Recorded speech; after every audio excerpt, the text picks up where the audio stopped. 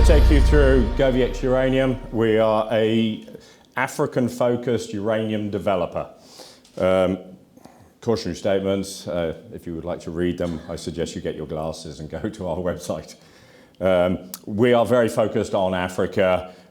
We are focused on mine development, and our current focus is on our Muntanga project, which is in Zambia. We own 100% of that. We have recently released our feasibility study. That's a bankable feasibility study in January, targeting our ESIA approvals now to be filed in the next quarter, targeting financing to be completed by the middle of next year, targeting production in 2028.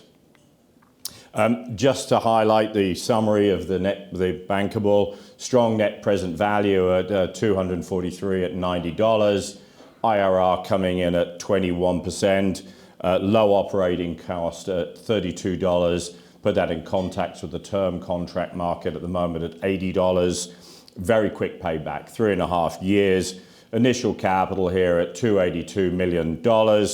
Highly leveraged the uranium price. For every $5, you add $45 million to the net present value. If you take it down, it goes down $45 million as well.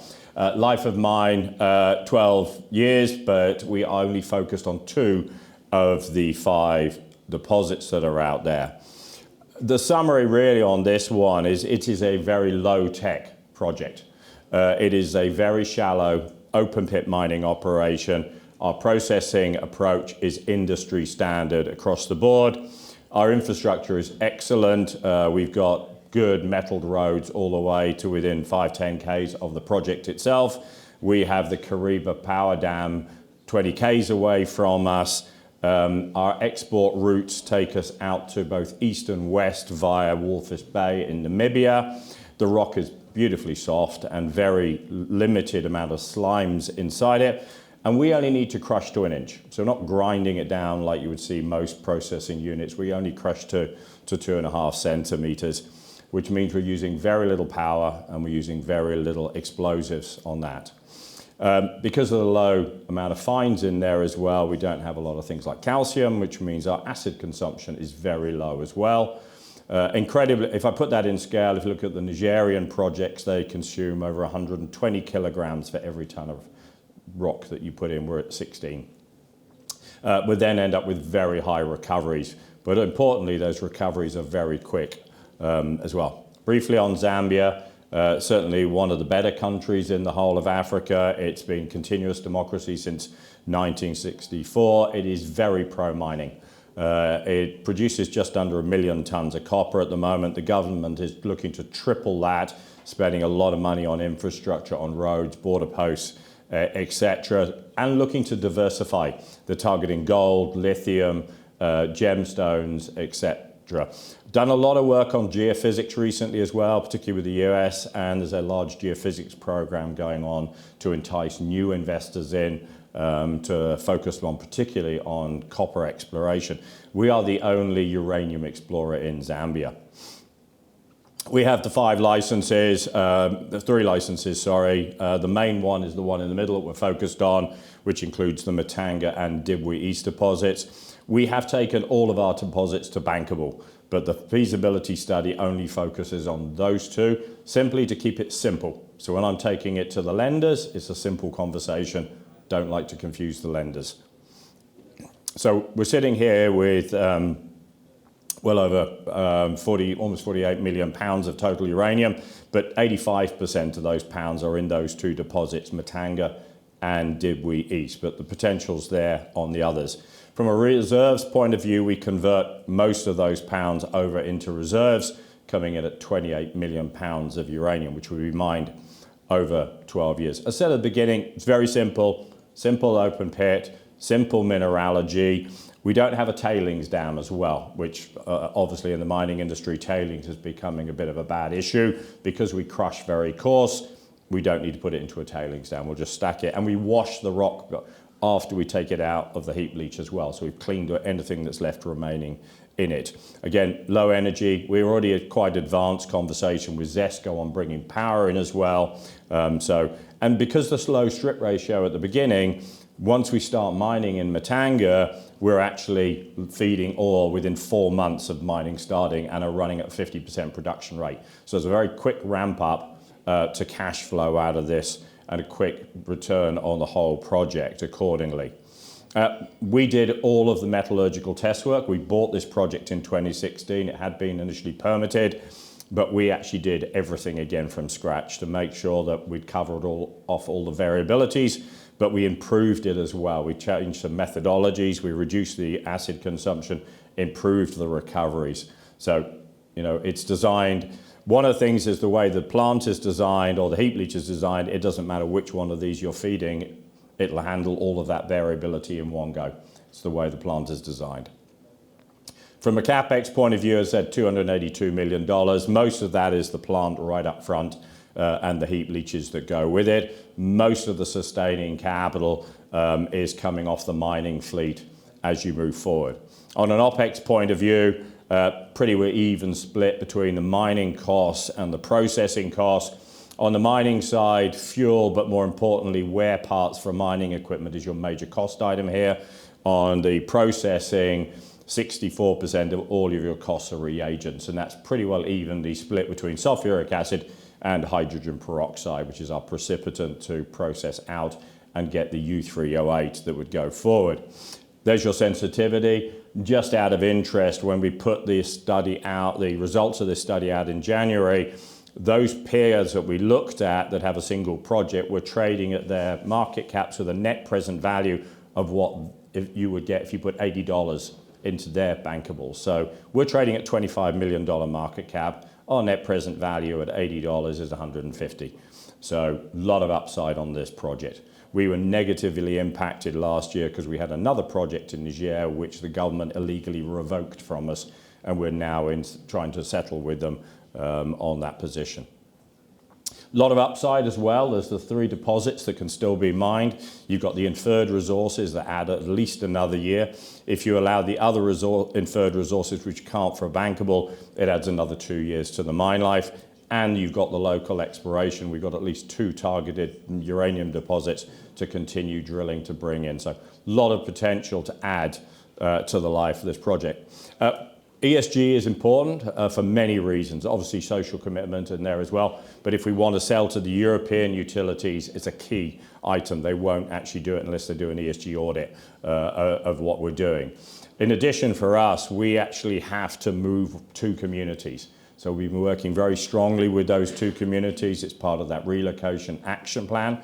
But our first step, which we've already engaged on, is to appoint our lenders, which is Endeavour Financial. This is what they do, is debt financing for mining projects. We've sent out the teasers already. I had excellent meetings in South Africa with the South African banks, the South African Export Credit Agency. I see this as a much easier process than we've had before in Niger. We are engaged with the various off-takers. That will be a process that will take some time, particularly as we wait to see what the lenders want from a credit position.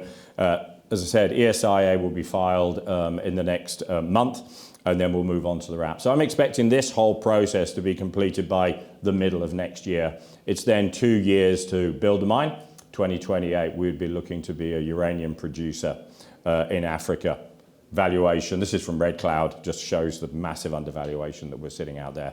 But a lot of this, last year, you're outperforming companies in the uranium sector with the developers. Those that were going to build a mine. We were struggling with our issues in Niger. Those are now behind us. We are where everybody else was last year. So we should see that ramp up coming through on GoviEx. And I know I'm running out of time, so very briefly on the market. Fundamentals for the nuclear demand are growing. This is from 2 years ago from the WNA, and I know from their fuel report for this year, they're putting their forecast up by almost 2% CAGR for power demand on nuclear. The key issue here is we are looking at an increasing problem of supply. Where are we going to get supply from? Projects that are trying to restart are struggling. It's taking longer to permit projects. and you are looking at a substantive supply deficit. This is the baseline. Also last year, we saw a lot of changes, increasing number of reactors that are now extending their lives from 40 years out to 80 years. Every reactor consumes £500,000 a year. So there's 100 of them in the US, and they're all being extended out. We are starting to see new reactors being brought back from the death and coming forward as well. And that's heavily being driven by the AI side as well, and the demand for power. And that continues. I mean, I was talking to Talon, who were doing a deal with Amazon last year. Amazon was willing to pay them 3 times the going rate for power because they are that desperate for power. So that is pushing them all into the small modular reactor market. There are over 60 small modular reactor designs. We are about to have our VHS Betamax experience here. Which one of those are going to make it out? And it's going to be driven by which ones the big tech want to support going forward and drive on to the next stage. We're seeing growth up on, well, you've got the Chinese building 12 reactors, the Russians building 12 reactors, and we're starting to see an improvement in Europe as well on reactor builds going forward. So market's been quiet, predominantly because of Trump and the tariffs, but utilities need power, they need more uranium. So expect that spot price to recover as soon as we get some form of consolidation of where the Trump situation is. And there's a lot of build-up potential out there as well. Niger, as I said, we had a project, we're in negotiations now with the government, treat it as zero value, but there is upside on that project to go forward. Share capital, board, and that pretty well says everything I've already just said to you. Uranium is looking great, fundamentals are fantastic, we've got an undervalued project, but we've just put out our bankable feasibility study. This is now the time to buy into uranium projects when they're the ones that can come into production. It was very clear last year on the drivers. We're one of those next ones to get into the rank, and we're in a really easy jurisdiction. So thank you very much. Hopefully no questions. Hopefully, well, you've got a couple of minutes, so if there are any questions, we can take them, otherwise you can go early. I mean, I don't see any questions. I mean, I know that feasibility study was... Oh, sorry, I do apologise, sorry. Is this an Australian company? No, we're at TSXV. What? TSXV. Our ticker is GXU if you want to buy some tomorrow. The feasibility study was really long awaited, wasn't it? Yeah, it was. Did you see once that was out that you got a lot more interest in a lot more interest once it out, but unfortunately as we put it out, the uranium price went down. It dropped from like $70 to $63, but you started to see in the last 2 days uranium prices now picking up again. But yeah, the market likes it. We've already had interest from JV partners as well, so kind of people are like, the problem in our sector is if there is a project, it needs building. Right. There is just not enough. You're running a supply deficit, so just very briefly, because I know the next speaker's standing right there. So you consume about 200 million pounds of uranium a year. We only produce in primary uranium 150 million pounds. That can't go on forever. All right, thank you. Daniel, thank you very much. Thank you. You on that? Cheers, thank you. Take care. Cheers, thank you. If you enjoyed this interview, then give us a thumbs up, a like or a retweet. Subscribe to us on YouTube or follow us on Twitter and hit that notification bell to be the first to know when we release new content. There's loads of great content on our website too, across all our programmes at stopboxmedia.com. Thank you for watching.